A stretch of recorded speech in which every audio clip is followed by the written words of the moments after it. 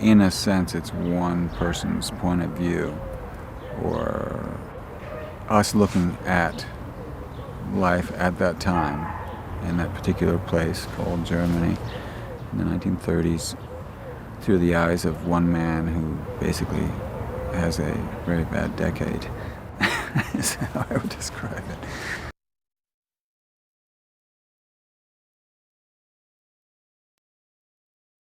He goes to the chancery and, basically, do you know why you're here? No, I don't. Well, your book. And he's like, oh, I'm in trouble. Censorship, something's going to happen now, at the very least. And it turns out they're full of praise. And they say, we loved your book. The Fuhrer read it. And, really? Strange. We just want you to draft a paper along the lines of this. And he thinks about it. They make it sound appealing enough that he thinks, he is short on cash. He's got a crazed household. It would be nice to have a little extra money and a little more job security. But he's also a reasonable and intelligent person, a thinking person, someone who's politically engaged, intellectual. So he says, well, that's all you want from me? Just a paper? And they go, yeah, what else? And he says, well, I just wondered. And then, the next step is, well, then all you have to do is wear this pin.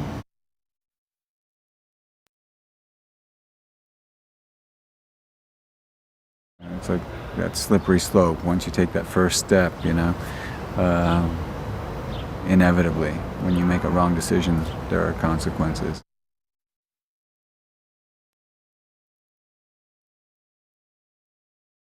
In a moment of high stress, he suddenly feels that he is, that someone's singing,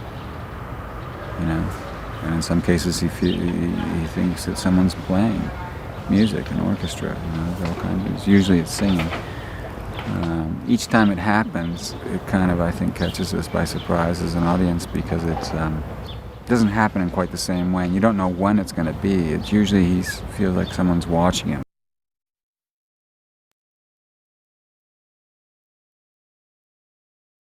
On some level, it's also has a thriller element, once the third act starts and, his friend is in peril and it's what can he do? Is it too late? Have I done enough?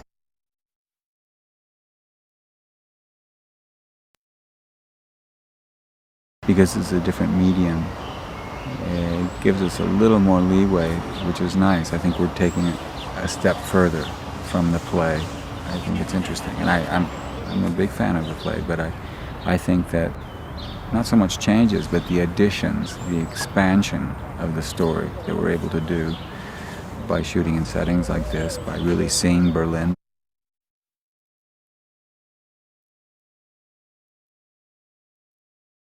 It's an unsparing and uncompromising look at ordinary people in an extraordinary time.